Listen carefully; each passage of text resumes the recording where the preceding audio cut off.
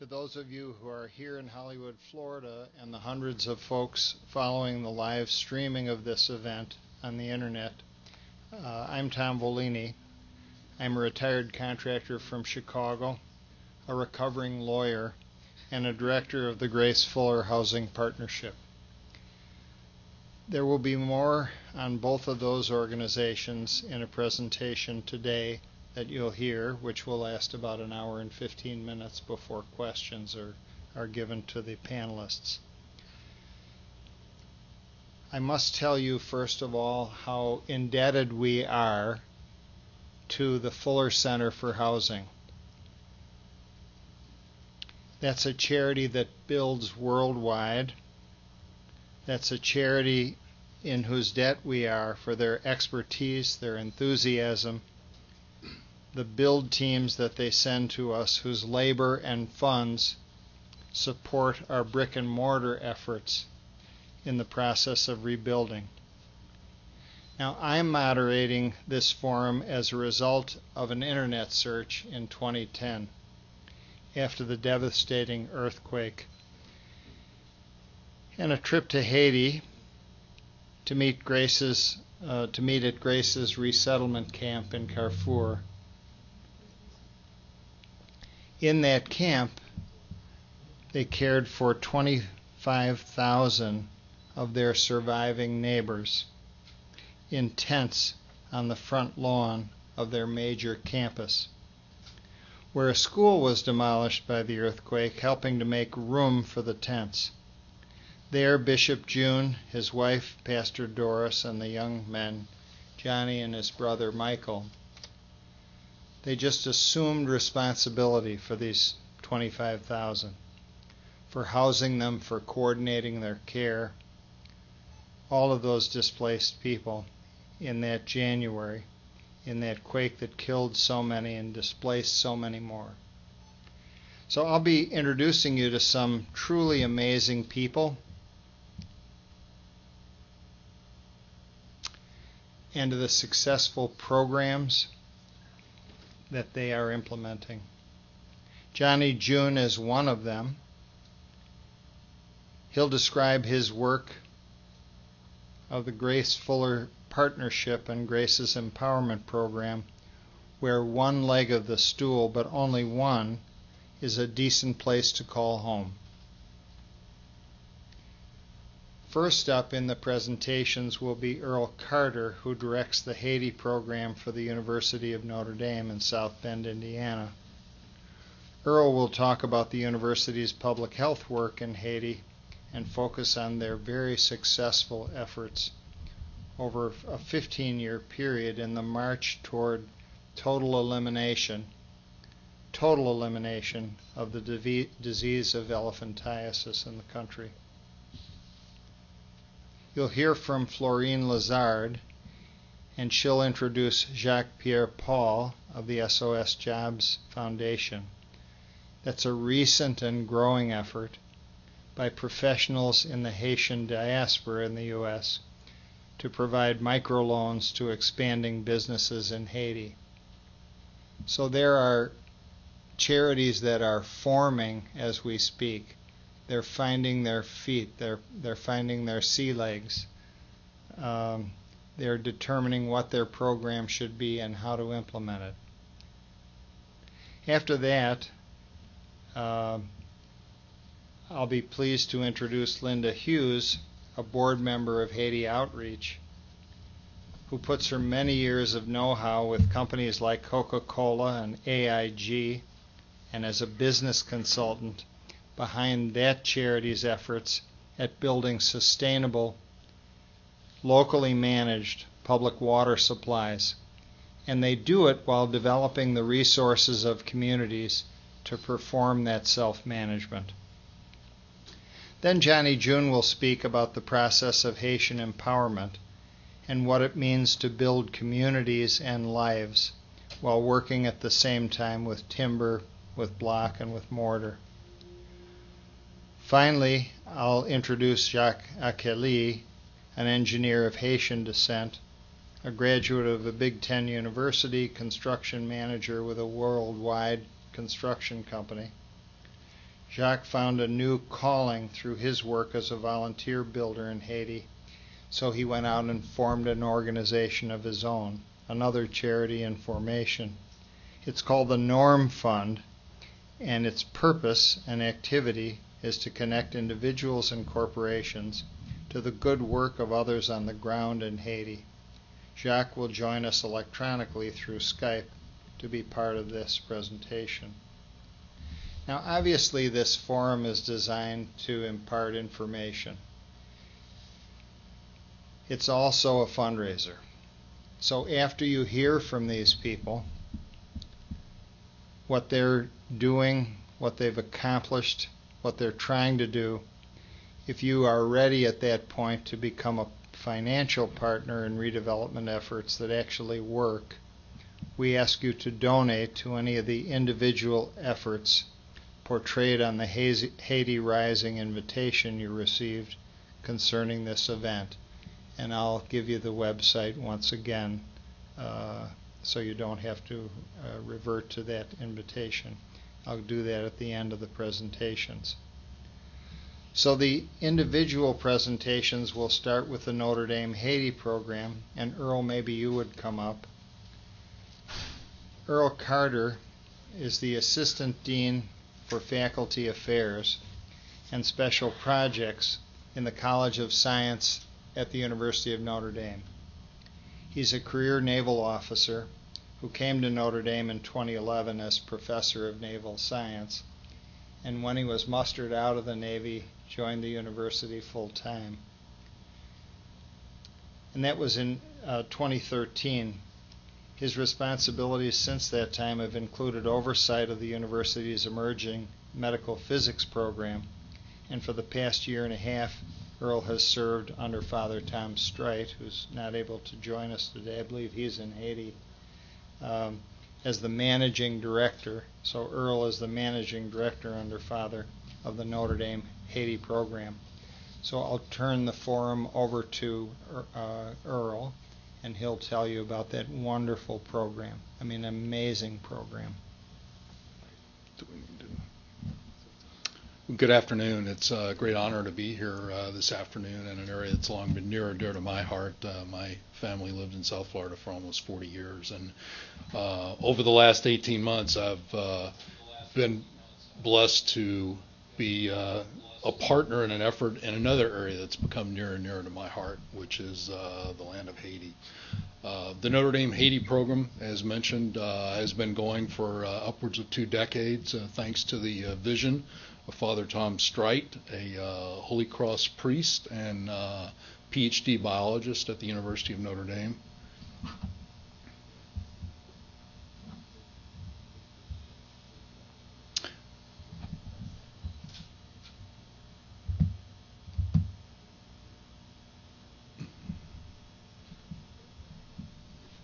The mission of our program is to eliminate lymphatic filariasis, working with several partners from Haiti by the year 2020.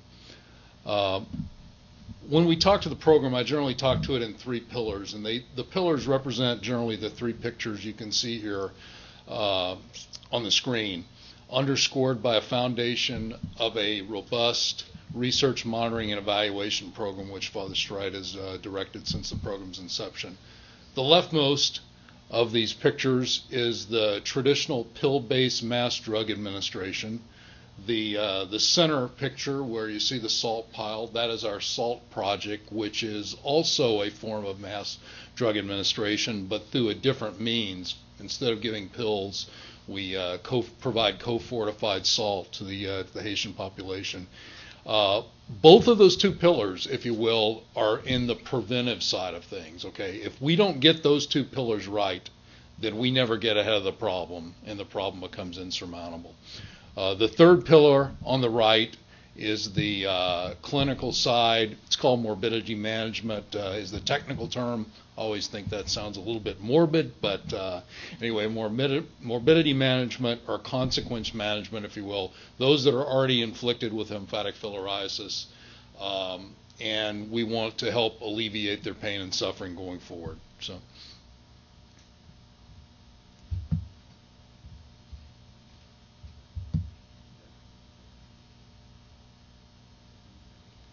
Slides are advancing a little bit slowly here, but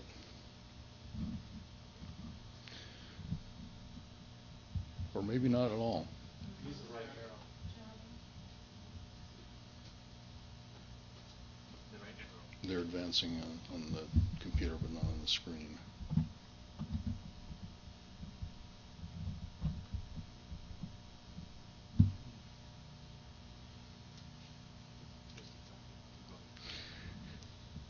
Let me talk next to or first let me talk in detail about mass drug administration. It's certainly a very costly means of disease elimination, though a proven means. The traditional pill-based means is one of the means that's approved by the World Health Organization. World Health Organization protocol dictates that MDA can be narrowed down after you've done 5 nationwide cycles. The drugs that are administered kill the parasite, a mosquito-borne parasite that transmits LF. Additionally, we give a second pill, which is called albendazole, and that kills intestinal worms, which are actually, from a morbidity standpoint, much more fatal than the actual parasites that cause LF. They're just disfiguring. Our nationwide MDA has been ongoing for 4 years now. We're in the 4th of 5 cycles. In some parts of the country, we've actually done many more cycles, and we're going to have to satisfy World Health Organization protocol. It's actually 5 cycles have to be completed.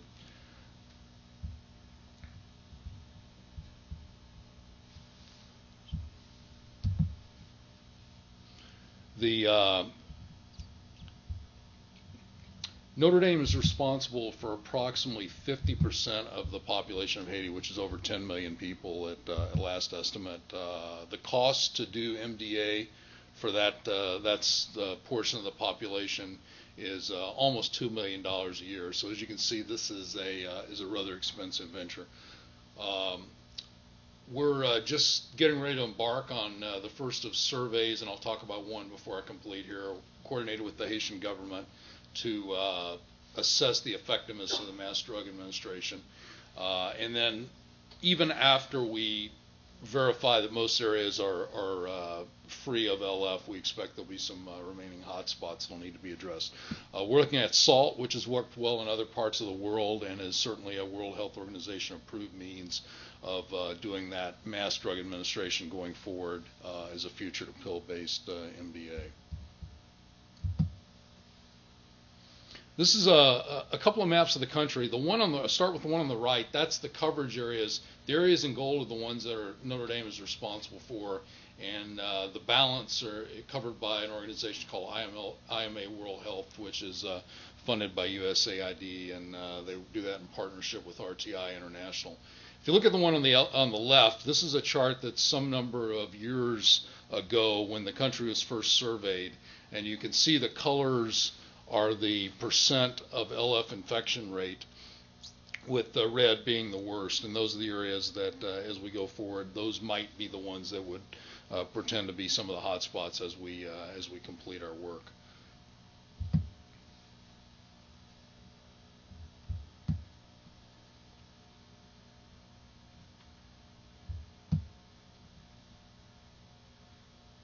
So some of the challenges we have with MDA.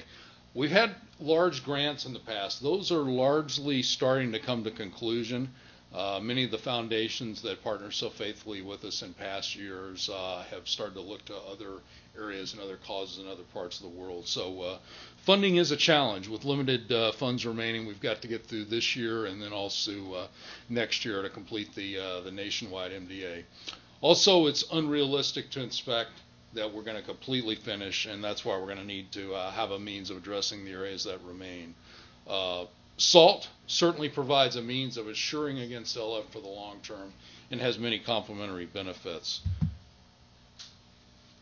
To look at the overviewing the SALT, our SALT, which is called Bone Cell Daidi, is the brand, Bone Cell Daidi Plus.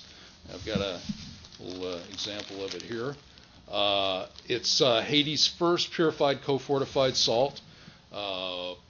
Its production dates back almost a decade, but very localized distribution, small-scale operation then, significantly grown over the last year and a half. The iodization is the first that Haiti's ever had.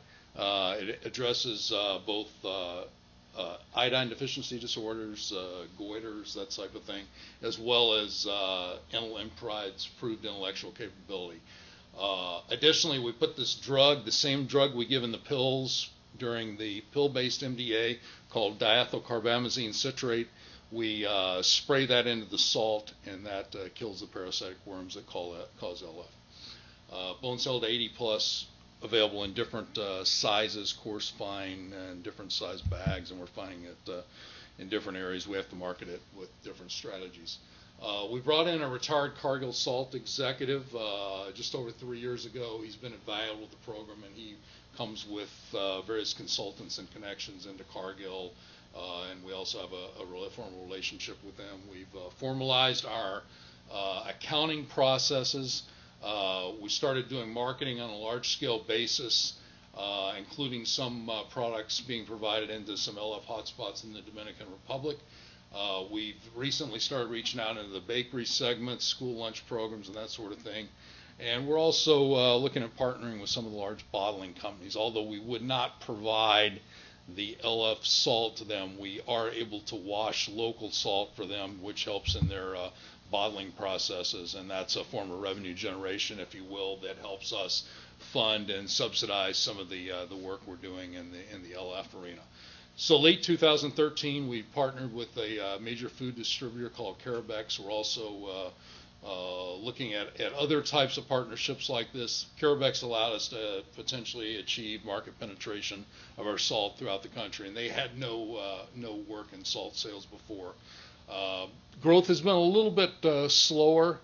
It's been a little tougher nut to crack than we thought, figuring out exactly who wants to buy what type of what packaged amount of salt in what area. And also we compete with the local salt farmers. It's not really a competition in the sense that we would want it to be a competition. We, in the future, hope to use largely, if not completely, local Haitian salt that we would buy and clean and fortify. But the present Haitian salt is not of real high quality. However, it's what people are used to consuming. So we've got a couple of marketing challenges from an education standpoint there. Early last year, we realized that the demand was going up for our salt. We needed a larger production and storage area. As I said, we wanted to be able to start using much more local Haitian salt to better support the economy. We want to help the Haitian salt farmers learn how to improve their products. So middle of last year, we did a major upgrade to our facility, about $1 million operation, much more mechanized, much higher capacity, almost tenfold over what we had before. Late last year, I mentioned we got into the bakery segment. I mean, if you can't sell the salt in the little sachets, there's got to be other ways to get it to people, right? And one of the ways we figured out is if 25% of the salt consumed in Haiti is through bread, then why not sell it to bakers? And the bakers can put it in the bread. We've tested it. There's no loss of efficacy of the salt being fortified into the bread, and so that's working very well and increasing rapidly. Late in early December, we open our new facility. You'll see there on the left is Father Strite. Next is the Minister of Health, myself next, First Lady of Haiti, and then Dr. Mahone, who's the Director of Nutrition for the Haitian government. We're dedicating our new salt plant there. And then we had it fully operational about a month later. And later this month, we're going to have an open house. First Lady and various ministers that are affected, Minister of Education, Minister of Agriculture, Minister of Health, and others have been invited, along with bakers and producers and bottlers and pretty much anyone that would benefit from the salt we have. So we see the future is very bright, we believe, for salt to be the way ahead. We do have a few challenges. One of them is educating stakeholders. We need some help there from the government with the fortification law that requires salt in Haiti to be fortified so that you get the intellectual capability improvements for the people that are needed there. And then we need to continue to work through the government on education initiatives just to help them understand why this clean fortified salt is the best thing for them and for their families in the future. Increasing our sales and production capacity. New relationships with the bottlers. Certainly with a much more mechanized plant, we have to think more about our workforce development, things like safety of operations and continuity of operations, bench strength, if you will, to perhaps even someday have more than one factory as the demand signal increases. And then finally, we need to optimize and make best use of the factory. On the inside, we can be packaging salt. On the outside, we could be washing salt.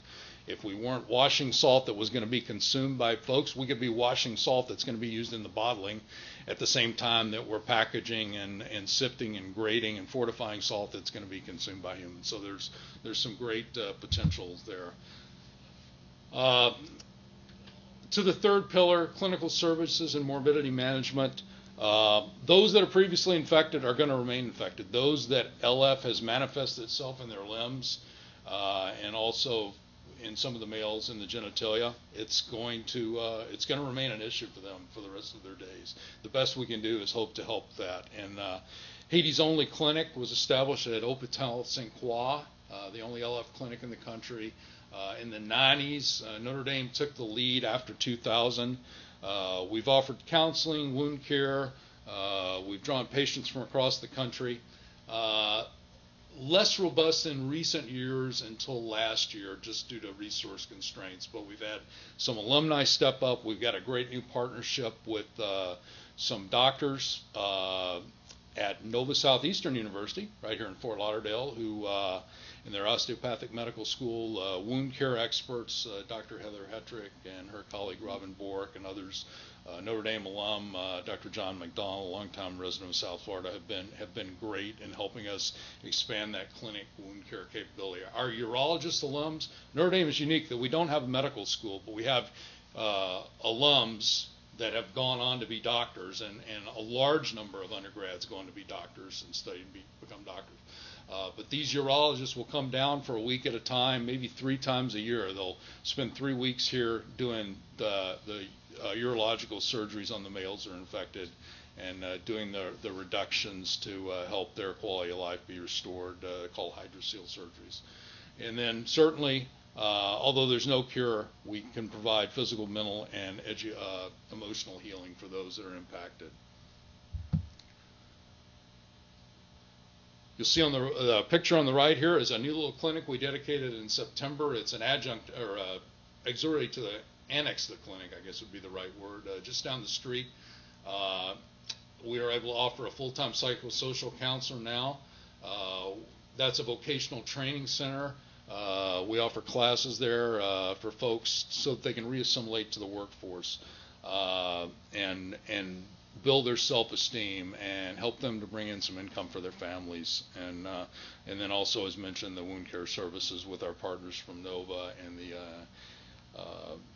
ILWEDI organization, International Lymphedema Wound Training Institute. The LF Clinic truly stands as a model that the Haitian government has recently expressed the desire to have more of these nationwide. So what are the challenges? Just resources to continue to sustain the clinic for the long term. Near term, we've had some very generous gifts from our alums, and this is one actually when folks write in and send us checks, that's often they'll designate they want it to go to clinical services. Certainly not the most expensive thing we're doing. The MDA is by far and away the most expensive, but this is one that's very near dear to everybody's hearts, and it's one that a piece of what we do that aligns very much with the Notre Dame service mission. The potential future capacity issues as more and more find out about the clinic, that may be an issue. And certainly the government wants to expand, we think, along with our partners on the wound care side and others, that we can be facilitators of that expansion, but it really needs to be a government championed cause. The Hope Club, you saw earlier in some of the pictures, some ladies that were sitting there that have the lymphatic filariasis, the Bigfoot. Those ladies have called themselves the Hope Club. And their plea to me the first time I met them, and they said, please don't let them forget us. And I always try to keep this in mind, because remember, if we get ahead on the first two pillars, we can stop the disease, but the third pillar is going to remain as long as those folks live. And we want to be there for them to the extent that we can. So, if you're touched by this, please consider going to Haiti and seeing what we're doing there, or seeing what we're doing on another trip to Haiti. Come visit our salt factory, our clinic. Tell others about what we're doing. If you're able, we would ask that you support us. Haiti.nd.edu is our website, and details there on how you can make donations to the program. Find others. You know, the guy down the street may be affiliated with the foundation that can bring great relief to the work that's going on here. Mention it to the guy down the street. Tell him this story, okay? And then finally, at Notre Dame, we are a people and a believers in prayer, and we just ask that you join us in praying that God allows his children in Haiti to be relieved of this dreaded affliction. My last thoughts, just by way of summary, we believe the end is in sight for LF elimination. I promised you some good news before I got done. I have some handouts for those that are here in the back of the audience, but basically we did preliminary surveys in the first area that we've been doing MDA for a number of years in the February-March timeframe. The area had previously been infected to a rate, it's called Soto. It's north of Port-au-Prince, near the Central Plateau, and the area had been infected at 44-45%. We tested 858 school children across 38 schools. There was one positive test, and we retested, and it was found to be a false positive. So 0. So effectively a complete elimination in that area through the efforts of our Mass Drug Administration. So that portends what we believe will be very good news as we can complete the next couple of NDA cycles and start surveying much of the rest of the country, and know that that LF is not something future generations of Haitians are going to have to worry about. SALT, we believe, is the long-term enabler beyond pill-based MDA, because it brings the benefits of iodization. Even when we don't have to add DEC to the salt in the future, maybe even after we transition out of the salt business as a university and someone else takes it on, iodized salt for Haitians will be very important to in future generations for improved intellectual capability and no IDDs. And then finally, we can't forget those that are already been afflicted. So thank you.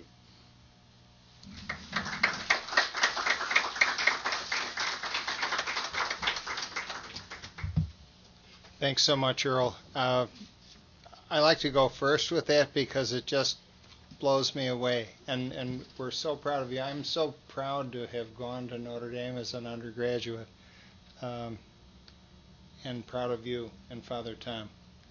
Okay, next we're going to hear from an organization that is becoming a charity. You're going to hear a lot this afternoon about Haitians working for Haitians, and Haitians pulling themselves up by their bootstraps. If you go on the website, you'll see videos of Haitians doing the work and doing it well. So the SOS Jobs Foundation is one of those organizations coming into being. You'll hear from Florine Lazard. She'll also introduce Jacques-Pierre Paul. Maybe you'd come up and stand with me. He's the president of the organization. Several members of the organization are here today. So Florine is a college teacher, and she teaches business. And Jacques is a dispenser of money sent by the Haitian diaspora back to Haiti in the form of remittances, which keeps so many people alive. So who better than a college teacher of business and someone who's responsible for distributing money and seeing where the money goes and how it's used to be involved in a charity that is a micro-lending charity. So maybe Florine, however you have your presentation prepared, I don't know if you want to go first. It ought to be ladies first. Thank you, Tom. Thank you, everyone, for being here. So Tom told you I'm Florine. I like to be called Flo. Florine sounds so old, so I want to be young for a few more years. So I'm the fundraising director for the organization. I started with the organization about a year and a half ago, and the main reason why I started with the organization is because of what we're doing. It's us Haitian descendants, people who came from Haiti, born in Haiti or raised here in this country, but we're doing something else to help our people back home. It's not to just come here and forget about what's going on in Haiti. So I want to introduce you to our president, our awesome president. He's going to do our presentation, and then I'll share with you a little bit after. Thank you, Florian. Thank you, Tom, for introducing me. My name is Jacques, and I'm the president of SOS Job Foundation. Um, SOS Foundation, we were founded in 2013. And the reason why we were founded in 2013, because after the earthquake, we realized what the poverty level is in Haiti, how bad we were affected. With that said in mind, with my background being someone that send money to Haiti all the time, helping the Haitian community, sending money to Haiti all the time, and I realized as well how much the people in Haiti depends on the diaspora, and that alone click in my mind and say there's a problem in Haiti. Why are we depending on people outside so much? Why can't we do something for ourselves? Why can't we sustain ourselves without someone else sending us all the time? And we decided to create SOS Job Foundation in 2013. But SOS really didn't start really doing the work until 2014. The foundation was created in 2013, but we didn't start doing the work in 2014. What we are is very simple. We have a mission, and our mission is to help to build sustainable nonprofit. That's all. That we're a nonprofit organization, and we want to help the people in Haiti to be sustainable. Right? Our vision is to get rid of the poverty. Most people, there's about 50% or even more of Haitian people living in poverty, poor poverty, less than $2 a day, and this is really bad. And as a Haitian born, and it really hurts me when when people are living in such low income and still trying to make it. So we decided to do something better. We decided to help them another way, a different way. So we give them a micro loan. Right? We give them a loan. We teach them the business skills, and we also help them find job. But our main focus is on the loan. Right? So what we do is when the person in Haiti, a single parents, or a self-employed, somebody that's already have something going, and they want to empower their business, they want to become more helpful to the community, but they can't because they have no funds. They can't because they don't have the capital to do so. So we fund them. We give them microloan. And because we're a non-profit organization, we charge no interest whatsoever. All right? We charge no interest. So we first what we do is we educate them how to run their business, how to be a business leader, how to grow their business, and also in return we ask them when your business is in a better position to employ somebody else, give somebody else a job. That's what we ask in return. And by doing that, that's really gonna help us move forward, getting rid of the poverty. As Flo mentioned earlier, the reason why she's got involved is her own stories. Why? And I take that into heart because when I do look at the news all the time, and I see how many Haitian people fleeing the country trying to come here for a better life, and the only reason why is because they don't have the way of living. They don't have enough capital to sustain, to stay home. If we did, we wouldn't have to take that long journey, dangerous journey to come across for a better life. So our goal is to help as many people as we can. Every year we want to put an additional 100 people on our list that we help. to be sustainable.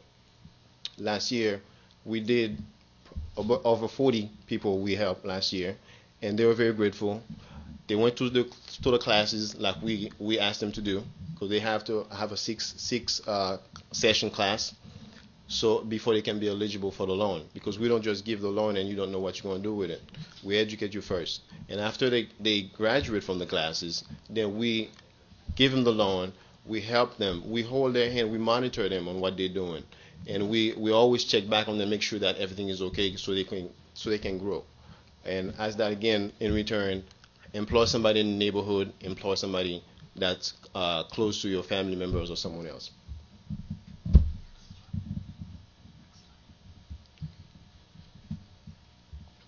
This is the current situation in Haiti, where, like I said, over 50% of people are extremely poor and 60 are unemployed. And this is the reason why we have so much bad things going on. People try to come here, and crime and all that stuff in Haiti. So we're trying to get rid of that as much as we can, and as fast as we can.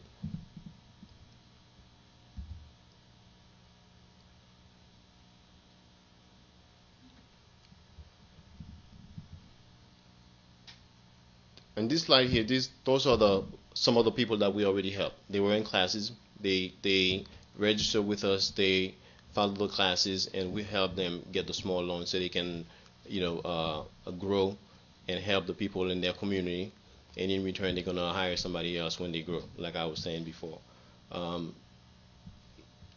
It's pretty much 6 to 10 classes that they depending on how much they want to grow their business. We teach them like 6 classes first.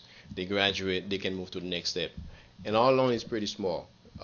We loan them, the minimum that we loan is like $70, right? The maximum that we loan is $300, because we don't have the capital to make big loans to the people.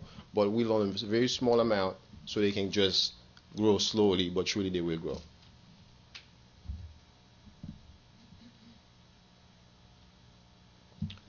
This is the area that we focus more in Haiti.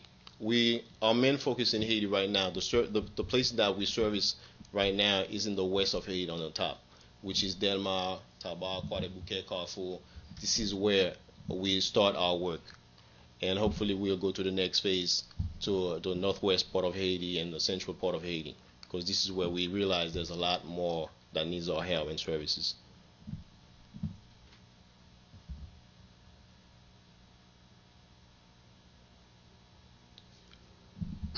One other thing that makes us different from other organizations that already existed in Haiti in reference to microloans, right? So what we do is, compared to the other microloans office organization in Haiti, we have a 0 interest rate, and the other organization, most of them have 24% interest rate. We focus more on the women, because women are the backbones of the family in Haiti. They're the one that go out there and do whatever it takes to bring food to their children and all. So we focus more. 90% of our people that we're gonna educate, people that take our loan, they are women. And 75% staff composition, meaning those people that works with us, people that wants to be part of SOS Job Foundation. 75% of our women, because they know how the other women feel in Haiti. They know what it takes to bring food to the table to help their loved one. And of course, there's no application fee, and there's no security deposit, none of that, compared to the other organization that's in Haiti.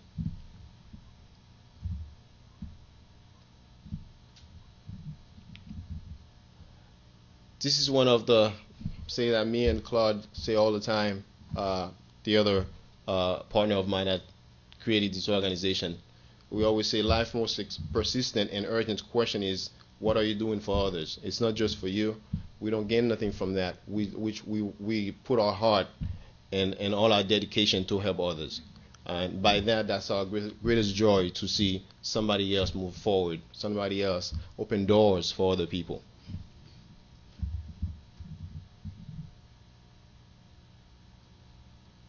And of course, in Haiti, some of you that's been to Haiti and knows what Haiti is all about, the poor always stay the poor in Haiti. There's no There's no lucky number that will make you go from phase 1 to phase 2. There's no, no dream. Is who you are, and this is pretty much how it's going to end for you. But we want to change that. We want to make sure that once you have a dream, you focus, you have a dream, you can accomplish it. And we help you by walking you through your business loan and to put something together, and so you can move forward.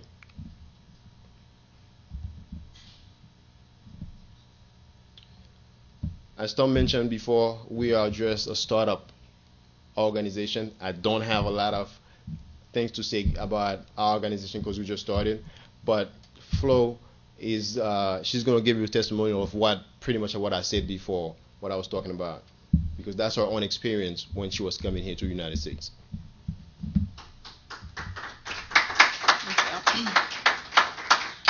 Okay, so I speak English, so most people don't know that I had to learn English, but I had to learn English. Before I was 10, before my 10th birthday, my mom took my sister and I promised the boat was probably the size of this table here. And she put us and 6 other people in that boat and took off to try to come to America. And halfway through, I'm assuming because I'm 10, I don't know, and the Coast Guard got us, took us to Guantanamo Bay and returned us back to Haiti. And before my 11th birthday, we came back again. The second time, thank God, the Coast Guard got us, and we make it to Guantanamo Bay, and we make it to America. Now, it's good because we end up here. So many people die on their way here. And I remember when we were coming the second time, literally, it was God, because the boat was literally starting to get in water. We were really overcasting. And then here was the Coast Guard. Now, a lot of people didn't make it here. And my grandma was a businesswoman. We came from a lot of business family. My grandma raised 10 kids with her business. My mom was a businesswoman, but it wasn't enough. When you have a small business in Haiti, you can't go to a bank and say, I need money to increase my business. It's not that way. Only the rich can do that. So my mom took that risk because she had to do something. We couldn't stay in Haiti. She couldn't raise her girls in Haiti. Mind you, when she did that, my brother is gone with my stepdad, and we haven't heard from them. So she took such courage to bring us here. And that is why this organization means so much to me, because while my mom did that for me, someone had to be the boat person. Somebody had to figure their way here so that we can have this life. And how selfish of us to come here and then forget about those people. I could have been that girl who's pregnant with whatever amount of kids and don't have anything, and I have to depend on whatever. But my mom took a risk for me. So for that reason, I volunteer my time to SOS Job Foundation so that we can do the same thing for them back home. So please do not forget that someone had to come here first so that you could have been here. So take the opportunity to support an organization as this. And imagine if 1 million people gave $1 per year. $1 from 1 million people. We'll be doing a lot better. We'll be able to help a lot more people. So please help us, help them. Thank you.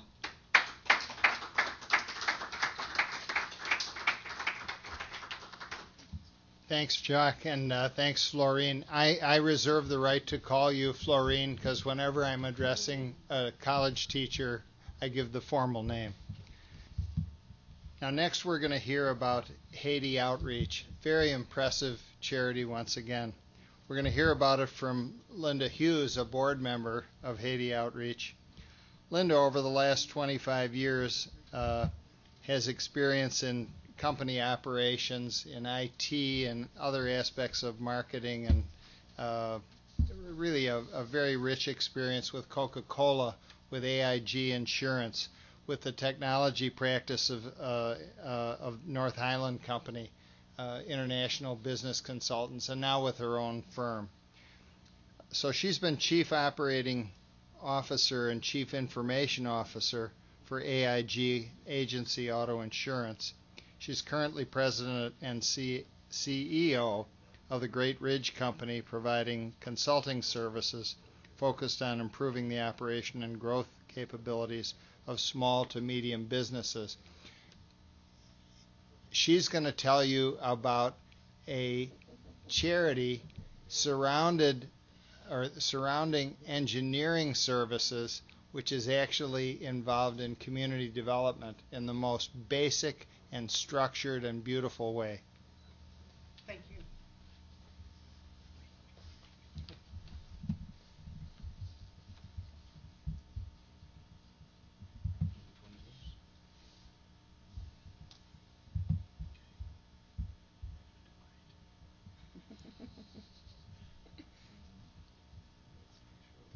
Down here. Thank you. Thank you very much. I'm honored to be a representative of Haiti Outreach. I've been on the board now for about a year, and it's a terrific organization. I've over my career been on a lot of different boards, so people always say, well, why did you choose Haiti Outreach? How did you become involved in that? And I'm going to tell you one of the stories that I was told shortly before joining the board that sort of really rang true to me. And they were talking about a well that had been built in a particular area of the countryside. And a gentleman came up and he wondered what was going on. And he started asking, well, what are you doing and what is this? And they explained to him that it was a well. And he said, well, I normally walk 5 kilometers in the morning to get water and walk 5 kilometers back for my family. And in the afternoon, I do the same thing. And that's the only way we can have water at our house. So you mean now there will be a well right here near us? And they said, yes, and it will be clean water. And they explained to him how the process worked. And the next day was the inauguration. And he went home and he had a bucket that he had carried back and forth to his water supply before. And he had been told the bucket had to be clean in order for you to get water from the well. And he stayed up all night, and he scrubbed, and he scrubbed, and he scrubbed, and he had a beautiful bucket. And he came in, and he was very proud, and he was going to get his water. And he got there, and he found that you had to have a top for the container in order to get the water, and he was very disheartened. Well, the rest of the community scurried around and said, no, we will find you a top for this bucket. And they went in, they found one, and he was able to bring clean water home to his family for the first time. And that just sort of touched me, not only from the perspective of helping that gentleman and giving him the pride of bringing clean water to his house, but the way the community came together to give him the opportunity to do that. And so that attracted me to Haiti Outreach. And this is just one of the examples. Our in-country director will often send to the board monthly different examples that just sort of help us all understand the impact that we're having within the country. So Haiti Outreach was actually founded in 1997, and the organization has been a registered 501c3, and we're very proud of the fact that the people who work for Haiti Outreach are Haitians. And so we have 42 employees there, and 40 of them are Haitian citizens. And this is a group that you see here is a group of people that have come to join that organization on trips. We have trips where you can come. We have a facility you can stay in and come for a week and work with the organization. And if you're fortunate, we might be inaugurating a well. And I'll have a picture later that I'll show you of what the well inaugurations are like. And they're celebrations for the water that people have. So our vision for Haiti is really for it to be a developed country. And because that's what we're focused on, our approach to water is not just make water available and then leave. It's really about having the community take responsibility for that well. And I'll go into that and how we do that in just a moment. But one of the things to know is that 40% of the third world water infrastructure is broken. A lot of people come, they build wells, they're wonderful, but wells use pumps, working machinery that, as we all know over time, unfortunately, we've all had to do maintenance on our cars. Things break down. And that's what happens. And so our approach to this is really a little bit different in order to make sure that those wells are sustainable within the community. So what we do is we have a model where we get, if someone comes and says, we need a well in our community, we say, well, let's go see if your community will support that well. And so we work with the community, we have a training program, and we go out there and make sure that we have at least 80% of the community who is behind this well and who is interested in this and who will help with it and will help make sure that it is sustainable. So we create a local water committee that is elected by the community, and that committee is trained how to organize and manage that water supply. And it is a subscription or pay system. Now, as we've mentioned earlier, there's not many of the families are in poverty, but our pay system is low. And the point of that is to put that money into a bank account that is later used when a pump breaks or a pipe bursts or something that needs to be maintained. And the community manages that. And so that's the power of this, is it's not just changing and providing water, it's changing a whole community and their whole outlook on life and on the responsibilities and taking ownership for their own success, and in this case, their own clean water. So what have we been able to accomplish? Of all of the wells that we've started since 2006, 95% of those wells are still functioning. That is much higher than the average for people who come and build wells. So it's a wonderful feat to be able to say that we're having that lasting impact. And of the 203 communities where we have wells, they have amassed over $35,000 that are in various bank accounts in order for them to do their own repairs and maintenance. And we will do those repairs and maintenance, but they understand these things aren't free. And they understand that they need to have a little bit of money, and then we will come in and help repair those wells. And so that's as you heard them talk before about the average yearly income, that's a significant amount to keep those communities with good, clean water. The average subscription fee is only 50 cents per family per month, and so it's a low fee in order for them to be able to have these wells. So across those 203 communities, what has been our impact? Over 190,000 people now have clean, accessible water systems that are community-based, that are maintained by them, that are kept up to date and clean. Now, we don't do this alone. We work with DENIPA. DENIPA is the Water Commission for Haiti. And our entire objective is to one day have a program that DENIPA takes over and runs on their own. And so we've been working a lot with DENIPA. And one of our most recent activities has been to actually map the entire country and map where the people compared with where the wells are, and then where we need to build new wells. And so our decision about where to build new wells is based upon the World Health Organization's water access standards. So you'll see here a level 0 means that they have no access to a well, and they have to go over a kilometer to get access, to get water. And then it goes from there all the way to level 3, which is where we really want to be, which is multiple taps in a home. So actually having not just to bring a bucket or container to a well, but to actually have that water go from the well out to their homes.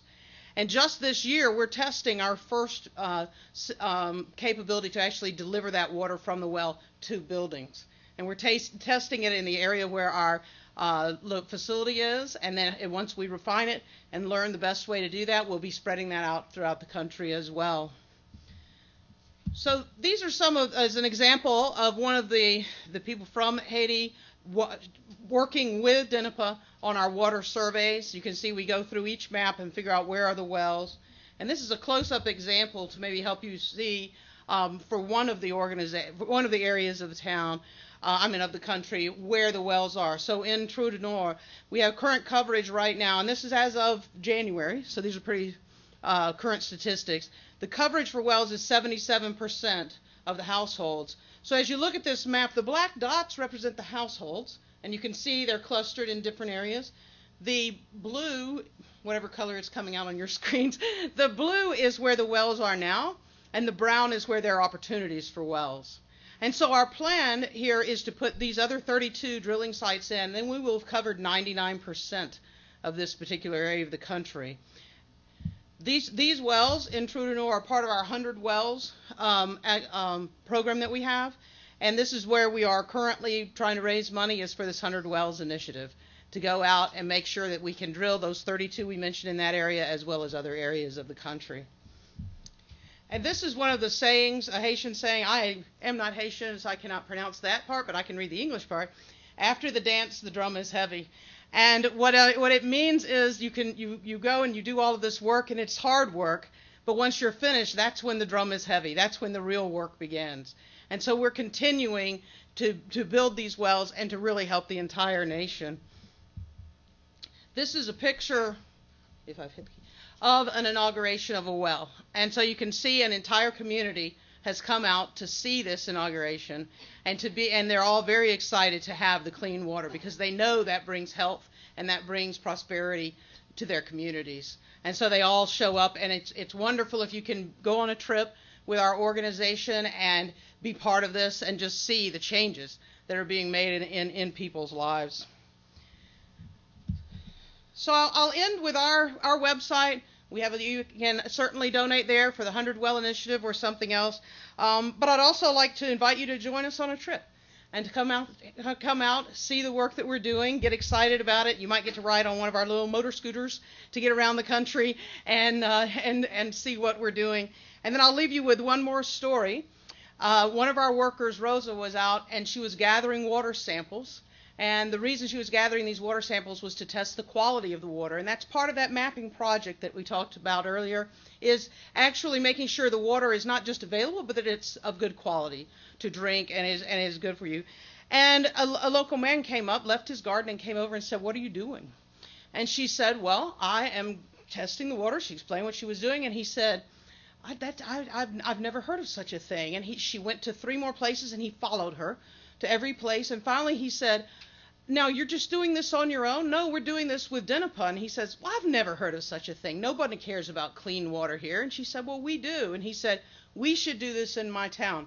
And he went back to his community, and he garnered the community together and said, "Do we want to do this?" And they said yes, and they've now become one of the locations where we've built one of those community-supported wells. So I thank you for your time and attention, and appreciate anything you could do to help Haiti Outreach. Thanks so much, Linda. They said that you were a real firecracker in Chicago, and they weren't kidding. You know, I learned about Haiti Outreach about 20 months ago when I was at an engineering firm that we had done some business with, V3 Engineers, and I asked who those 2 young men were at one of the, one was at a drafting table, one was at a work table, and they were there on loan from Haiti to Pat Kennedy at V3 Engineers, who's one of your co-board members, and they were learning the kind of engineering that they'll be able to take back and exercise in Haiti. So now Johnny June, he's my boss. He's a retired general contractor with 20 years in U.S. residential and commercial construction. He found a new calling too. There's a lot of new callings around here. He directs the community development activities of Grace International. He's the director of housing in Haiti for the partnership between Grace International and the Fuller Center for Housing.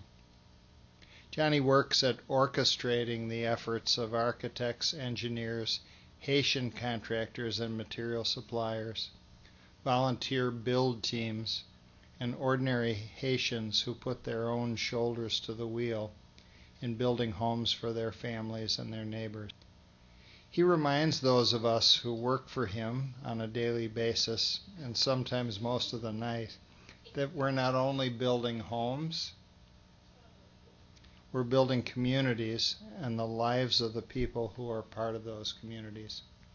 Johnny, boss.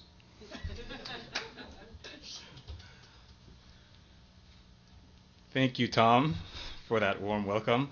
I want to also thank everyone who's an attendee here. I want to thank the audience in internet land, and I also want to thank the wonderful organizations that have come to support Haiti Rising Forum. We want to thank all the ones that have volunteered their time, whether it's in Haiti or whether it's here, or even just showing interest in getting a family or an individual in Haiti empowered. We want to thank you very much. Your seed is making a difference. You may not see it, but we are on the ground and we can see how the seed, how the help is making a difference. So we say thank you very much. I'm going to talk briefly about our program. The first part will be more on the philosophy of the program, and then at the end we'll talk about more go into exact projects or detailed projects that we're going into. As Tom had explained, We are Grace Fuller Center. It's a combination or a partnership between Grace International, which is on the grounds, and the Fuller Center for housing, which is all over the world. This picture that you see on the slide is a picture of our camp that we had in Carrefour, which was the second largest camp in the Port-au-Prince area. And this is sort of where this program began. We started with as a resettlement program for families that were victims of the earthquake. But as we developed and as time went on and people were able to move on, then we were able to expand the program into helping families, all types of families that are within our reach. Grace International, who is it? It's a ministry started over 40 years ago by Bishop Joel June and Pastor Doris June. They are here in the audience, so we want to acknowledge them. We have been impacting Haiti through a network of 270 churches, 65 schools. We have 3 children's homes, medical clinic, hospital, and an elderly widow's home. Our main focus is churches, school, children's home, and the medical clinic. Back after, and when the earthquake hit, that's when we started the Haiti Empowerment Program. We talked a lot about, or since the ministry had started over 40 years ago, we talked a lot about and empowered a lot on invisible things, education, and providing love, and providing growing children who were parentless. And this program provides another twist to it, where it provides someone with something that's actually tangible. People can, when you're moving into a home, that's a tangible thing, and you can build everything else that we've been working on, and with families you can build upon that. Our vision is to provide opportunities for families to become viably independent, and spiritually, economically, socially, and in health. This next slide shows our approach. In the center, it shows the creation. We believe God created mankind for him to live a whole life, to live successful in health, in education, and business, being able to take care of himself. So I'm going to talk a little bit more about each element of this. On the top left-hand side is the education part, and we start with education. So we have primary education that we believe in Haiti, every parent in Haiti, in whatever country you're in, usually from the third world country, they know that education is usually the key for them going up to the next level.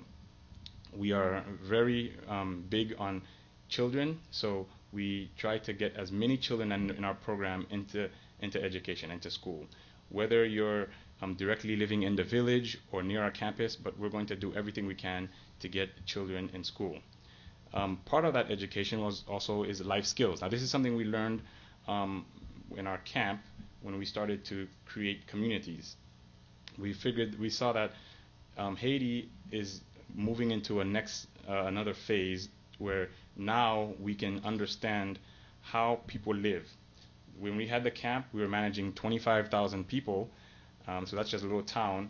And when you have all these people that come onto your property all at once, we had to provide, at our camp, to provide the security, the water, their basic needs. And in that, with so many people coming from various backgrounds, you have to manage that and manage villages, manage families. So we learned a lot about how people live in communities and how we can create a better environment so that families can prosper.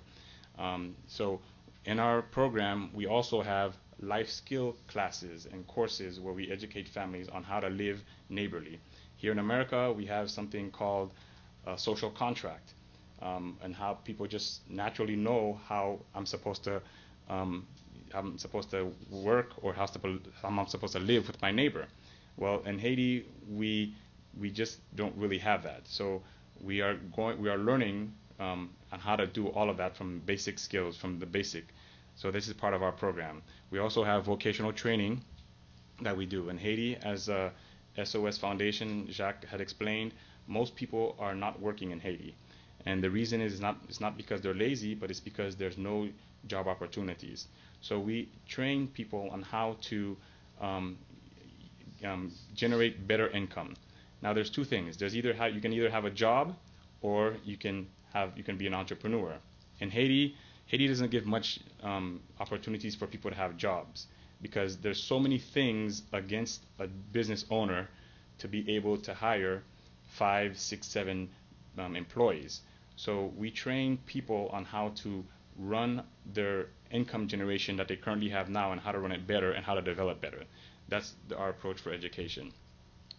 Economic opportunity, we say that we can train someone, you can teach them how to keep a job or how to expand their business, but if you don't give them that actual opportunity, then it's almost a waste of time. So we provide ways for us to assist you in getting that education that you had and actually putting it into real life. I'll skip down to health and wellness. We also do training on how to keep yourself healthy, how to maintain your body. We've learned in our village where it's actually very unhealthy to not live in a home. When people are living in tarps, which many Haitian families are still living in their tarps, it's very unhealthy for the child.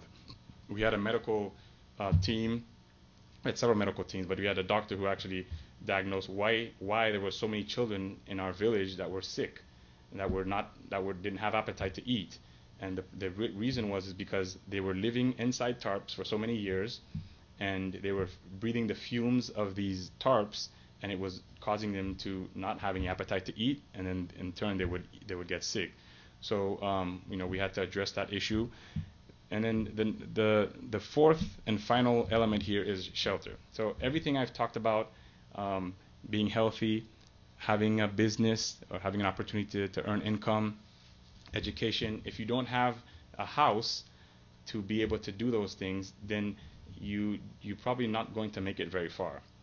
Having a home is the foundation of everything else that you have. If you don't have a home, then how am I going to have my kids be able to study properly when they come back from school and there's no longer the natural sun for them to be able to read and write? So we need a home to be able to continue the education process and the studying. If I have my goods that I've been selling all day long on my head and I come home, I want to have a secure place to put my goods so that tomorrow I can wake up and go out again. Health and wellness. If I don't have a place where after spending the entire day walking on the streets, coming home, if I don't have a place to rest my head and to restore myself, to wake up early in the morning again, to go, I'm not going to live very long. In Haiti, the statistics is the average Haitian lives to 62 years old. So it's 61 years old for the man, for the male, and 62-year-old for the woman. So that's very low. Why is that? We in Haiti, we eat healthy. We don't eat processed fast foods. We don't eat bad junk food. But for some reason, we're just not surviving. So there's a reason why that is, and this is why we are approaching this holistic view when we are empowering families. So how are we doing this? We found that the best way to do that is to provide stable environments so that people can reach their potential, and we do that with building villages. So when we build a home, we don't just build homes on individual lots, but we try to create an entire community where people can prosper.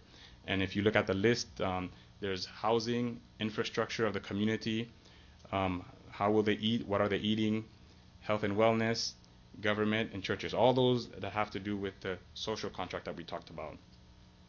And again, I said we provide the education portion of it. Livelihood is a big thing that we have that we want to, this is how we make sure that we're empowered. I'm going to jump to a slide here. Our purpose for the program is a three-legged stool. The first one is the inner development of the individual. So if I am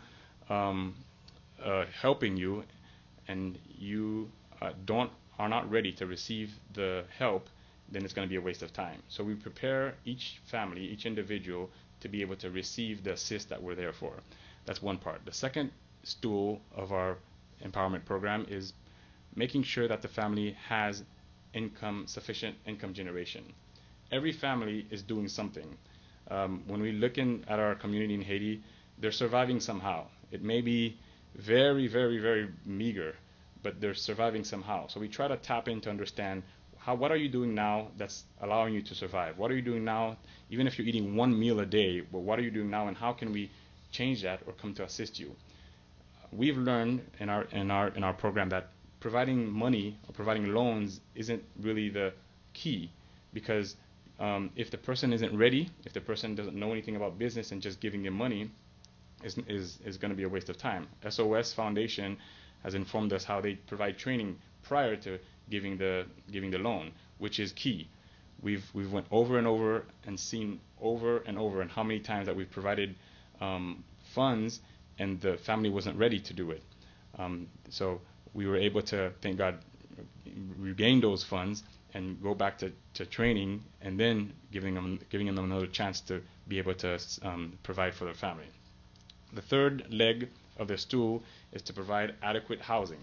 Now, we've seen a lot of organizations go down to Haiti, and especially during earthquake relief, they've provided shelter, and these 10 by 10 tea shelters and tarps, and that is extremely important and very helpful at that time. But when we're talking about permanent solutions, we believe that providing the family with housing that meets the family's needs is extremely important. In Haiti, most of our family, the quantity of members that we have in our family are between 5 and 6. So if you take a family unit that has maybe more, 8 people or 9, some have 10, 11, and you put them into a 10 by 10 room, that is not going to be adequate. That's actually setting them up for lots of failure. We're going to go into more of the housing detail later on in this slide, but those are the 3 things that we based our program on.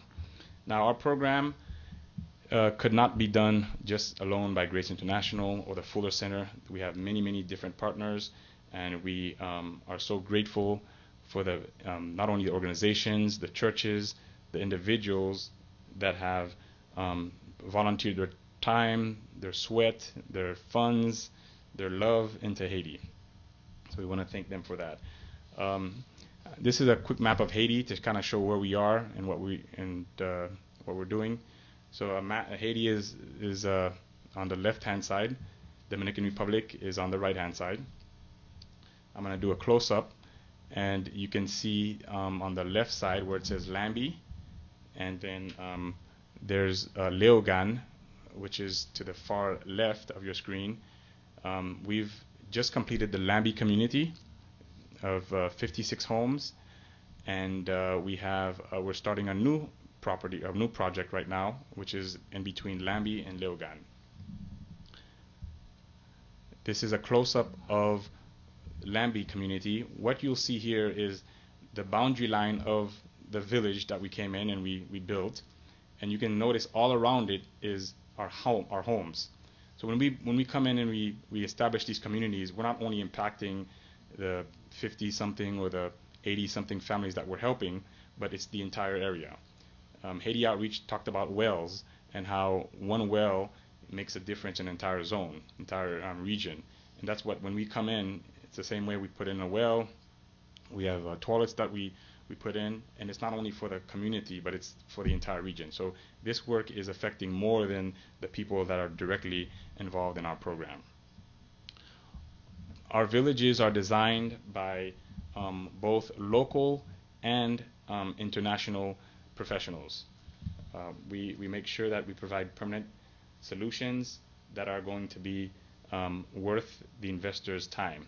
When I say investors, I mean volunteers. When they come to Haiti and they say, I'm going to come to Haiti for a week to help build homes, we want to make sure that when they come back 25 years or 50 years later, that home is still going to be there. So we make sure it's done properly. It's earthquake resistant, it's hurricane resistant, and not only that, but most importantly, that it's culturally acceptable.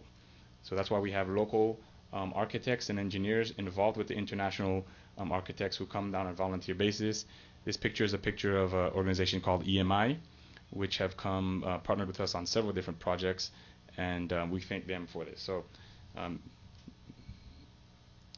we have other partners as we develop these communities. EMI did the design, and then when we go into the actual implementation of it, we have to establish wells, sanitations, toilets.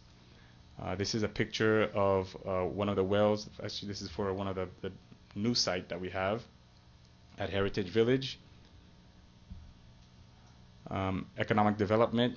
So the way that it works is that before we put a family into a home for this new project, we will have classes with them. We have classes where they understand what it means to live in a community. And then we have economic development classes with them, so that if we're going to assist them with being able to take care of themselves and be sustainable, that they have to know how to do that. They have to understand what's involved in that. These are some of the pictures that we've helped people in the past. We also are involved with alternative fuels. Another organization that we have that helped a lot is Project Gaia. That's a picture of one of the fuels stoves that we've helped with, and it's based on ethanol. So we've implemented that at Lambie Village, and that has been going very well. Social development. Also, this is another picture of some of the classes that we've had.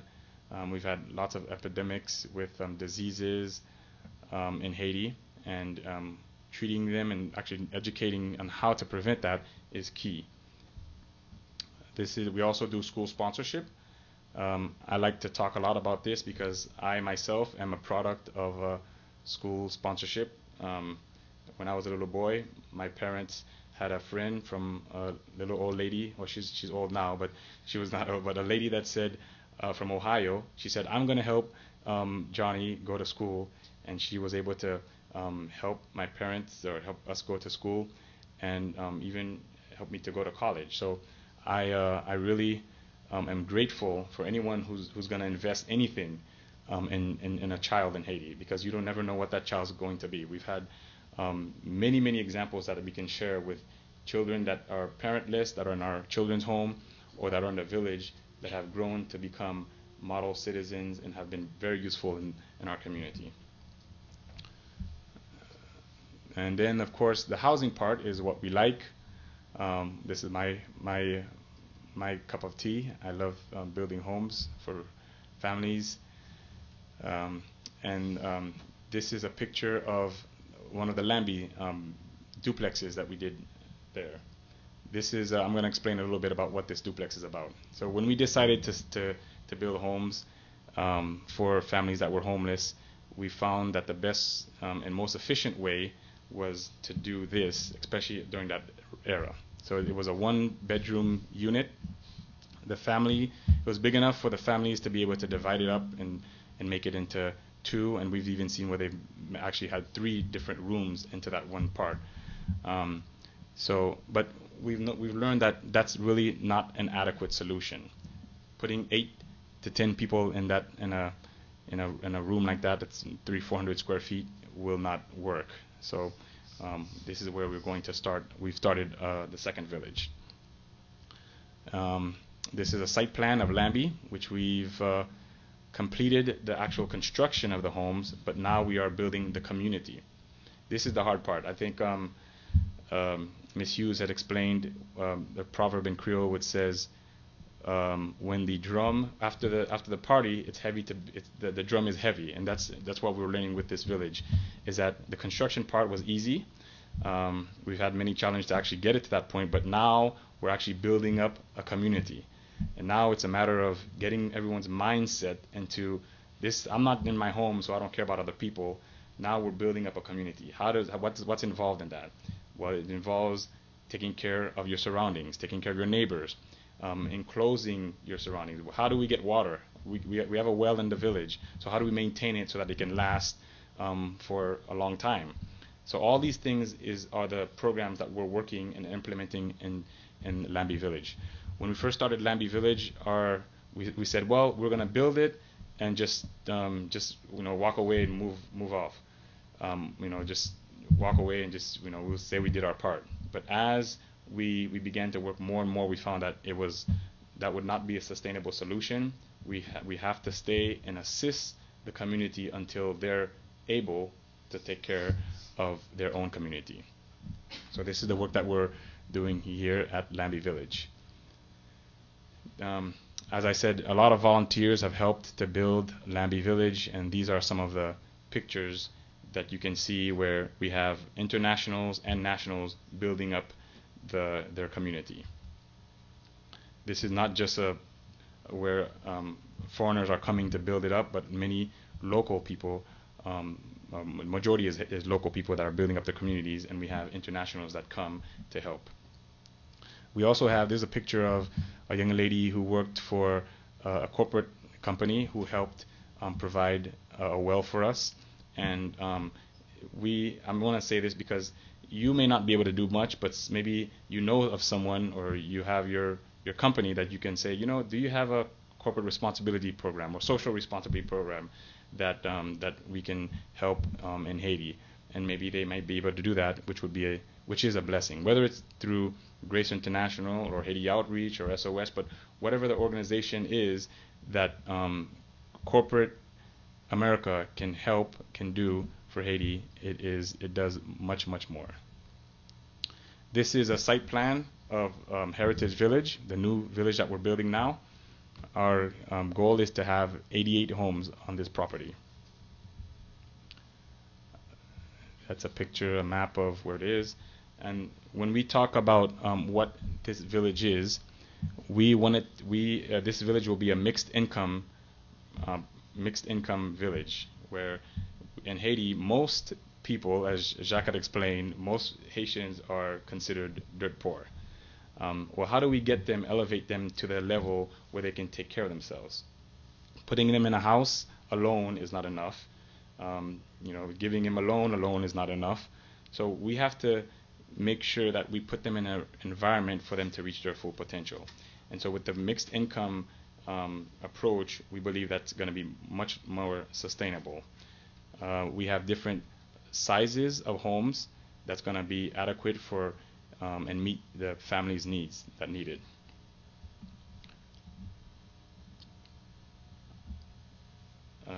The type 1 homes are homes that we had done at Lambie. And then for Heritage Village, we're going to provide larger homes there with 600 square feet to 700 square feet, and all these homes will be family financed. We want every family to be able to pay their own way. We don't want to say, well, you're poor, and we're going to appease you when you're conditioned and say, well, let's just give. That is not the solution.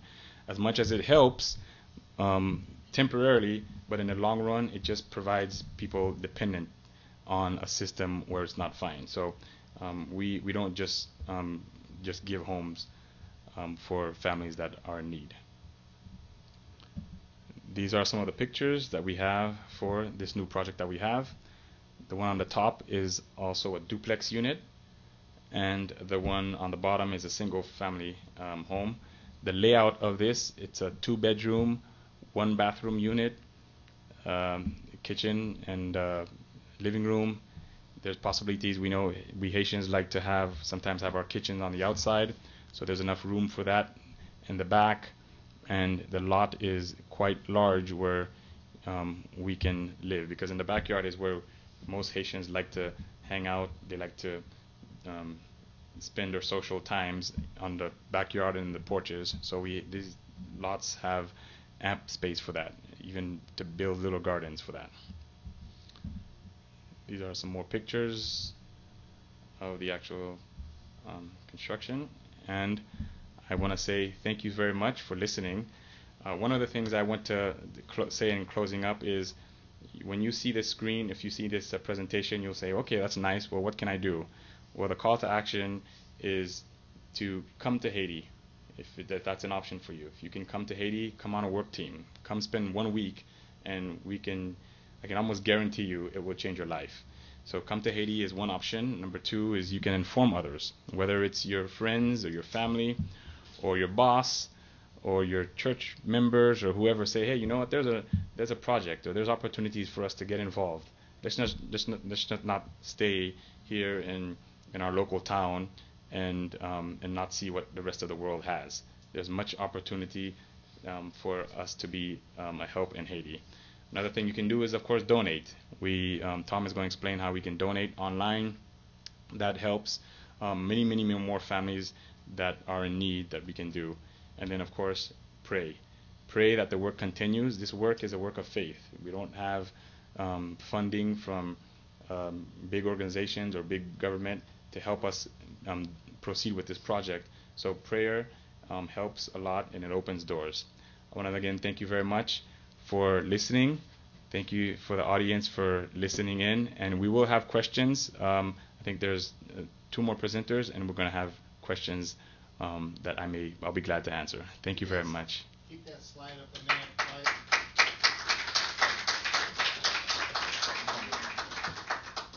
Now the slide I really like is a slide of the before and after, the 2011 and the 2014 when we put the 56th roof on. And it's the same shot, so hopefully we'll get that on the Grace website. Because in the first shot, you see boulders, you see vacant land, and you see a bunch of very willing volunteers. In the bottom, you see these homes that are on the top of this slide. But I want to say one thing while Johnny's up here.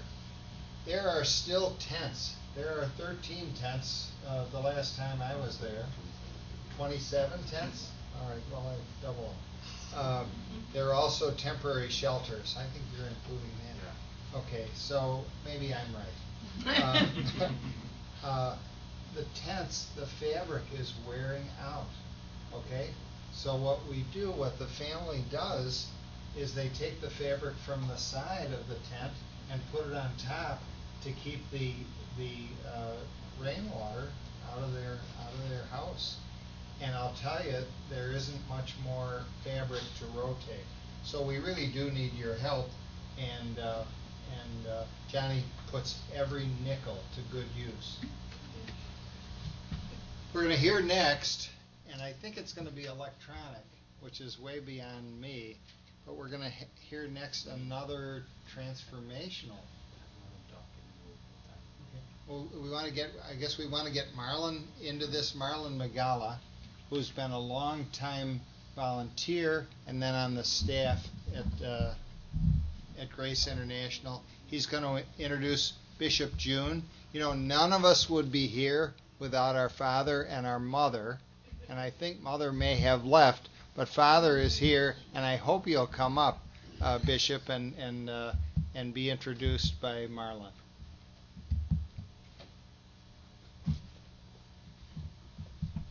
Okay, my name is Marlon Migala. With my wife Jerry, we've been with Grace for nearly 20 years, and it's been a privilege to work with Dr. June and his wife Doris. Jerry manages our USA office, and I'm a resident wordsmith, alternate source of energy guy, and public relations guy. For 42 years, Grace has, with Dr. June and his wife Doris, his vision, been helping Haiti to rise out of the sea of sorrows that it has too long lived in onto a highway of hope for a new and brighter future. Grace has built and created many safety nets for the poor in Haiti. As Johnny mentioned, 3 boys and girls orphan homes whose children are sponsored and supported by people such as you who care about them, as well as school sponsorships for their tuition. Feeding programs for the hungry little ones continue, and a walk-in health clinic, as well as a pediatric hospital. So there are so many different aspects to what Grace does in Haiti, because Haiti has a need for much.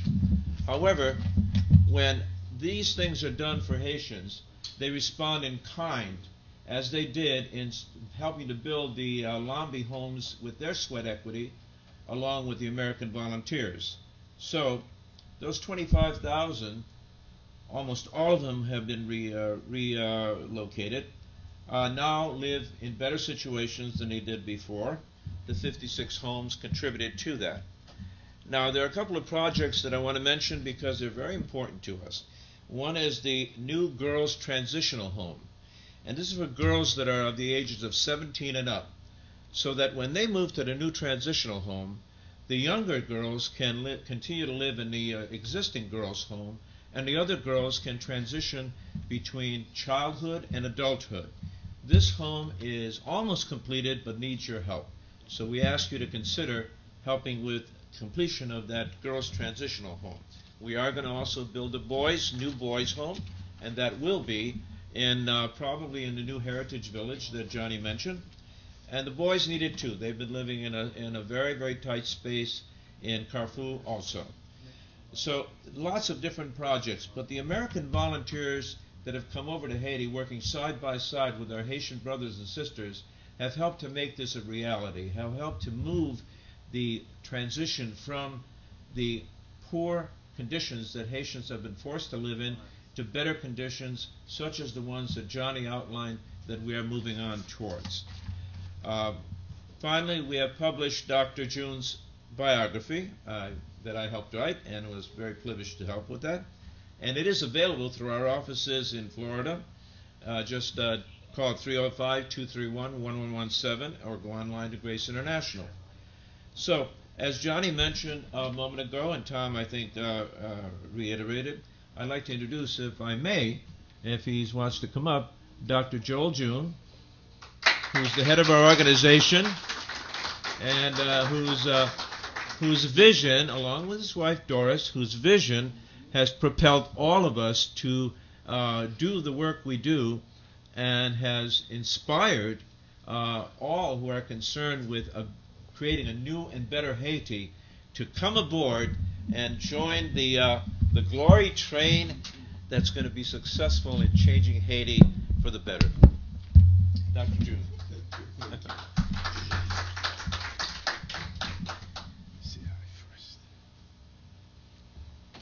Thank you. Ladies always first.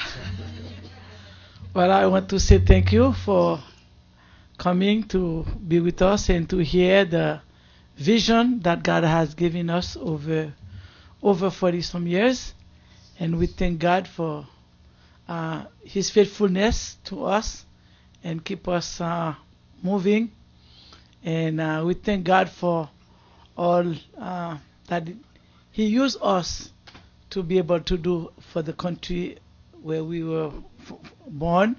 And I can say myself, I was an orphan from the time I was 5 days old.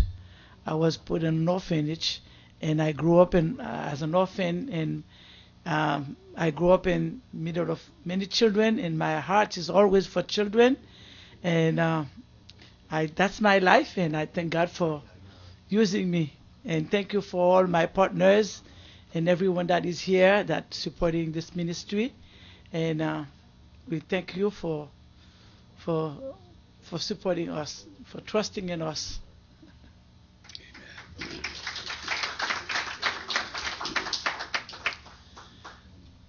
It's my joy and blessing to be here this afternoon.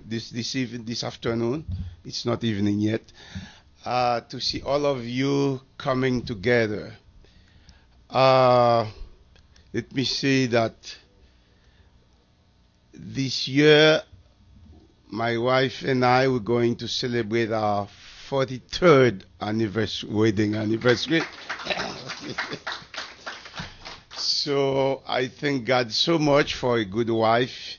You know, there is no way I could, contribute to all we are doing without my precious wife. So we really love her. Amen. Amen. And I would say also a big thank you to our son Johnny. I believe he's a gift from heaven, and we just thank God for his gentleness and his heart for the people of Haiti, and that give us hope and for the nation and everything we have been doing when we were much younger. We know that it will keep just going and bless the people of Haiti. Let me say, I know there are many other people to speak. I just here mostly to greet you, but let me say that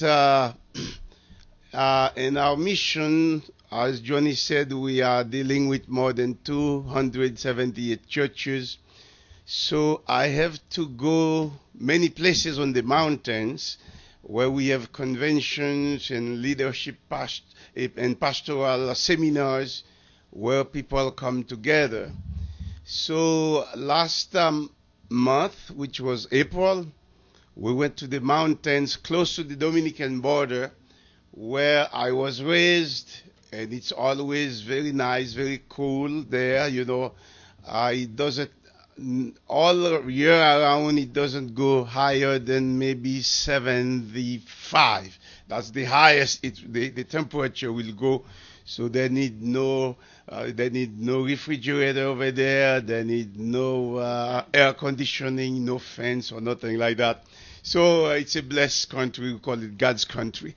But when I was growing up there were very few young people, because there were no school there, and the little school we have could not, take care of everybody. And the last convention we had, my heart was so happy, and also we were frightened. Why? 80% of all the people in the convention, thousands of them, they were young people. I was so happy because when I was growing up, they were not there, but now they are there. Why? Because there are more schools there in the area, so the parents don't have to just all of them send their kids to Port-au-Prince, but they were there. And I was fighting for the fact that, these young people, 10, 15, 20 years from now, all of them will have children. They will have kids. So the new generation is growing. And I was fighting because how can we work fast enough to accommodate and prepare for this generation and next generation? So this evening, I just ask ourselves the question, but I'm saying this meeting here gives me hope, because we are coming together to find an answer, a solution, to go faster. Nobody can trick himself saying, no organization can say, I'm going to save Haiti, I'm going to build Haiti. You cannot. But when all of us put together, we're going to get the job done. So thank you for everyone that are here. And our goal, we are not there to feed kids and, build houses, but we are building a nation. We are nation builder. So every one of you is a big block in doing that. So let's stay together and work together. We'll get it done. Thank you.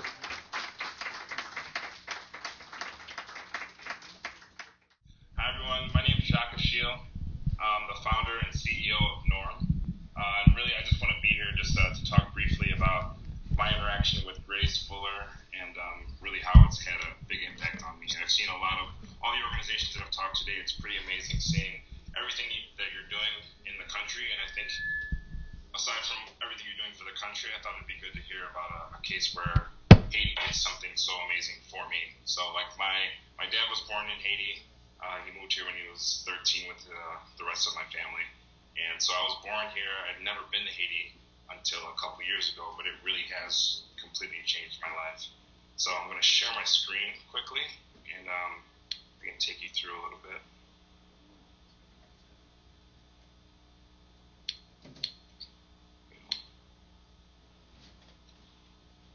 All right.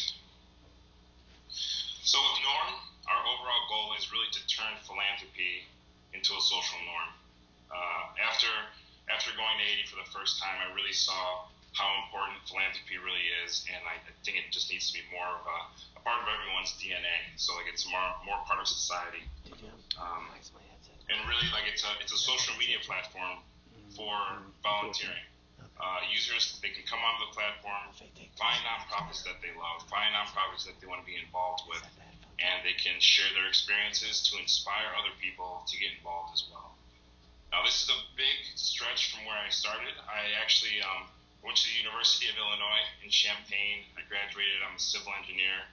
And I graduated. I got my dream job, my dream company, Turner Construction. and I worked on an award-winning building at the University of Chicago. It's the David Logan Art Center. It was extremely stressful. It was extremely time-consuming, but I honestly loved it, and every single part of it. I honestly thought I was going to retire from this company. It wasn't until my first trip to Haiti in 2012, I realized my dad's from Haiti and I'd never been, that I really wanted to go.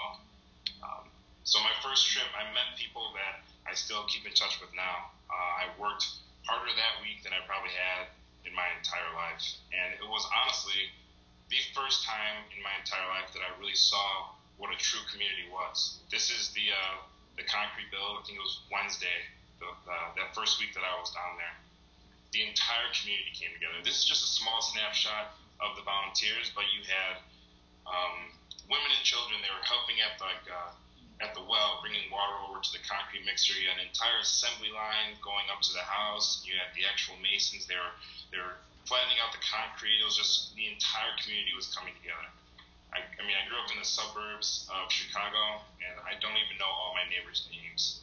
So just seeing so many people come together, it was honestly like at the time that I was actually there, I knew at that moment that it was a life-changing experience for me. The last day of my first week down there, the group leader, Joe, he gave me the honor of helping dedicate the house. So I handed the keys over to the family that we had worked the entire week to help build their house along with the community. And I was up there, tears running down my face, and just nothing was the same after that. Me coming back from my first trip, telling my friends about it, just sharing my experiences, sharing my photos is really what sparked the idea for Norm, for the company that I'm starting now. Because once I did that, more friends wanted to come with me. So I brought two different groups of friends with me, my best friends in the world. Like, they would have never gone to Haiti if I hadn't been sharing my experience, if I hadn't been telling them how much of an impact it had on me. And that's when you really can, if you really look at that, you can really see the transformative impact that it has. Just going to Haiti for 1 week completely changed my life. So with Norm, that's the big thing that we want to do, is turn volunteers into true advocates. And the way that it works, companies and nonprofits can both use Norm. All they do, they upload a volunteer experience, and then once they do that, people like you and me, we can come in, we can search based on our interests, and then we can just join the experience.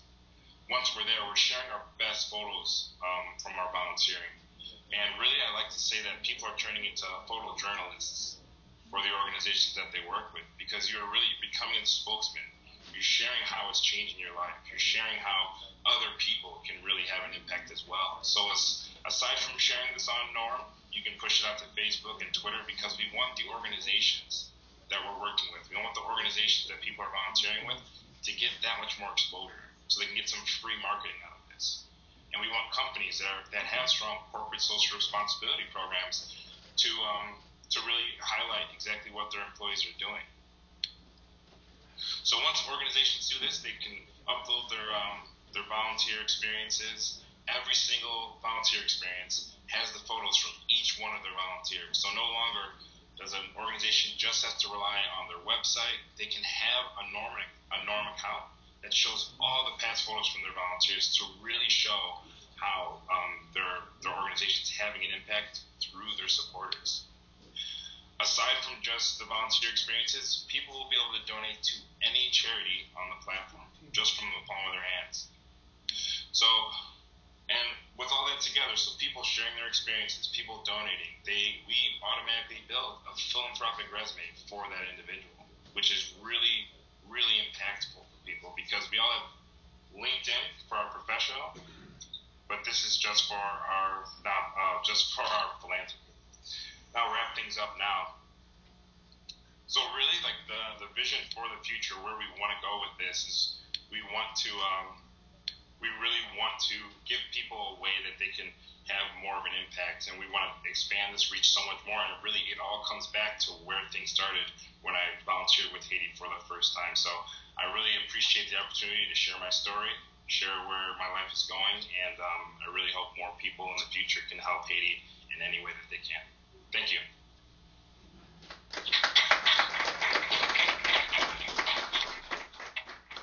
Thanks so much.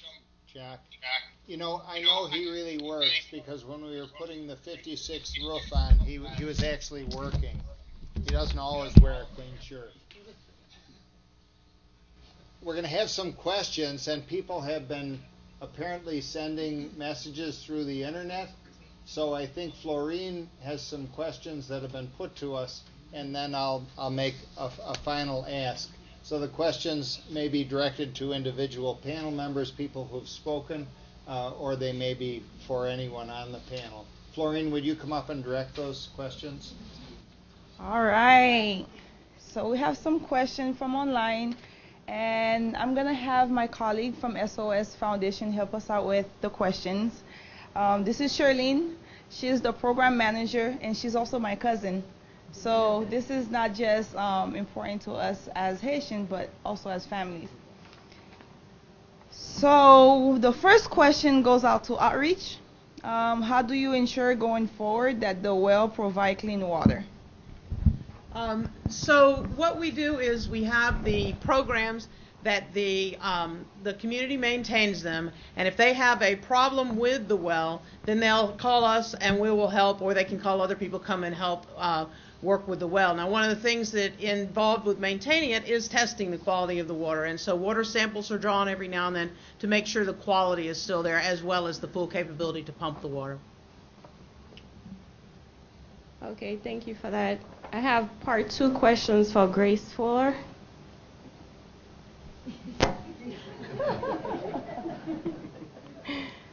First question is, can anyone purchase one of these homes?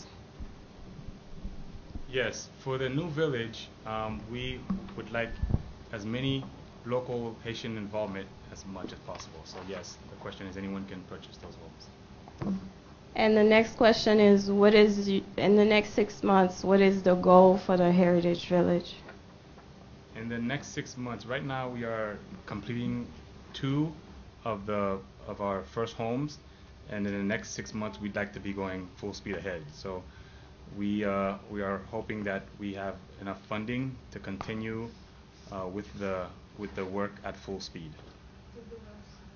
To visit, get more information about the project, you can go to HaitiEmpower.org, and you'll find more information about the program. All right, and this question is for Notre Dame, and it says, can anyone from the community purchase the salt that you're working on, or anywhere in the world? Can someone purchase the salts? Absolutely.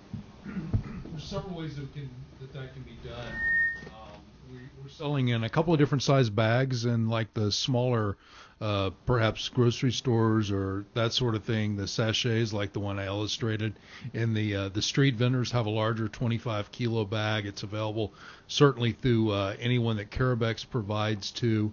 And we're just in the process, literally as we speak, of getting in, working with some of the remittance companies, such that not only do some of them transfer cash offshore to Haiti, but also you have the ability to purchase foodstuffs for family in Haiti. So members of the diaspora could go, say, to one of these outlets in the U.S., buy the salt once this final agreement is in place, and then the salt could be picked up in Haiti. So increasingly, the salt is available to anyone and everyone. We strongly encourage it. Often the government will provide it through some type of a promotion where it may be very inexpensive or even free. It frankly is very inexpensive. That small bag I illustrated actually in U.S. equivalent would be probably 10 cents, 12 cents, something like that. So,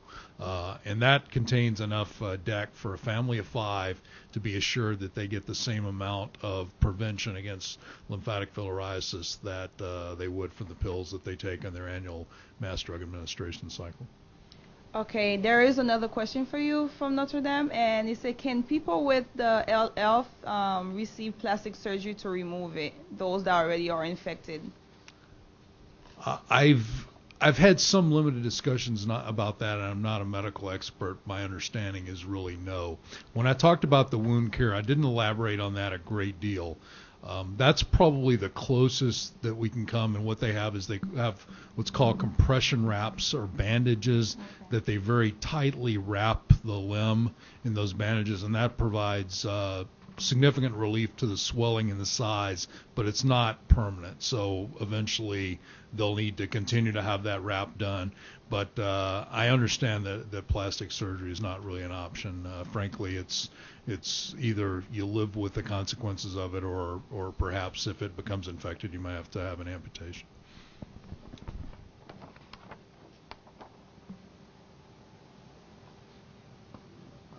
Girls, I think we're running a little bit late, or more than a little bit late. Okay. So maybe we'll take one more question, Okay. and then we'll just wrap this up.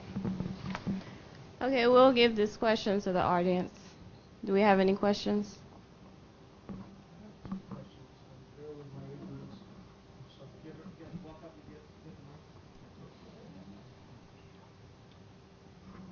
Good afternoon. I was a little late, terrible traffic, but I wanted to ask a question regarding the salt and regarding the construction. With regards to the salt distribution, I am concerned about the use of iodine in salt, and I was wondering if that is included with this type of salt product. The salt is all the salt that we provide through our factory, other than what's sent out like in raw form to like leather tanneries and that sort of thing, is iodized salt. Not all of the salt necessarily contains the co-fortification additive that would address LF. We generally would only send that to the parts of the country where it would need to go. But the iodized salt is a very important priority for the Haitian government, for the Director of Nutrition, and so that's what we do for all that food-grade salt. Okay. And the second part of the question was in terms of the construction of these residences that are being built. One of the big concerns during the earthquake was the fact that many of the structures did not have steel rods or iron rods, and I was very concerned with that type of construction if that is being done. I happened to see a slide just momentarily that I did see some of that. So is that part and parcel of the construction that is being made? Yes, certainly. What we had shown a slide of the partners that we have, the architects and engineers. So we make sure that it's done properly, it's designed properly first of all, and then the implementation of it is done properly as well. In addition to that, we also have another firm that comes back and does inspections, periodic inspections on the work that we do to confirm that we are applying what's been designed and everything is on the up and up.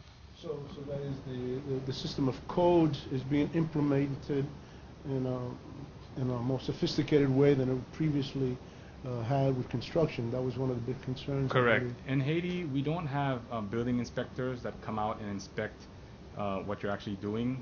So we almost have to basically police ourselves. And the way we do that is to get external organizations that come out and do these inspections for us. So, thank you. I guess one more question. Somebody over there. Well, we'll take just one more question. Laura? Okay, so I just have one question for SOS Job Foundation, and it's saying how can the community get involved, and is the organization tax deductible? Yes, the organization is tax deductible. It's a 501c3, and the way anybody that wants to get involved with SOS, we can go to our website, sosjobfoundation.org, and you can volunteer your time. We don't only need financial support, we also need professional support, because as Tom was saying earlier, we are a startup organization. We need all the help that we can, not just financial, but professional as well. Thank you. Tom, as you're getting ready to wrap up, if I could have my nickel back on the question about the plastic surgery. I didn't really explain the hydrocele surgery, kind of glossed over that, but for those males that are afflicted with the same swelling in the limbs that others experience in their scrotum, the surgery effectively is like a plastic surgery in the sense that it's can be up to a huge reduction in what they're having to live with. And I'm talking anecdotally stories of guys having to carry themselves around with wheelbarrows to walk around, and the surgery is such that it, puts their body much closer back to its natural form size-wise. But that's really the only example would be for those hydrocele surgeries. Thank you very much, Earl, and thank everyone for being part of this. You've met some really fine people, obviously, here this afternoon. There's a coming together. There's a coming together going on here and in Haiti as well. I was having coffee with Dave Snell, the president of the Fuller Center, at a hotel in town at 5 in the morning a couple of months ago. And he said, I'm beginning to get somewhat optimistic. And I said, well, fine. The bishop and Doris have been optimistic from the beginning. Now, here's what you can do, okay? I ask that you contribute to the effort of these programs by linking to the donation websites featured in the invitation you received for this event. Okay, that's one way. It's a very democratic process, a very inclusive process, because everybody's website that you've heard about their programs today and their organizations are on the invitation. You can go to HaitiEmpower.com.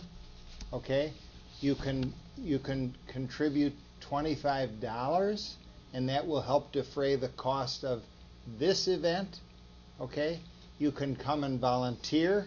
You can volunteer through any of the organizations. If you want to build, okay, you volunteer through the Fuller Center that then organizes tours that then Johnny runs. And he runs the manpower and the woman power to build the homes. You can volunteer through the other organizations. They're all available to you. So it's a great opportunity. You ought to visit HaitiEmpower.com. Thanks for your attention.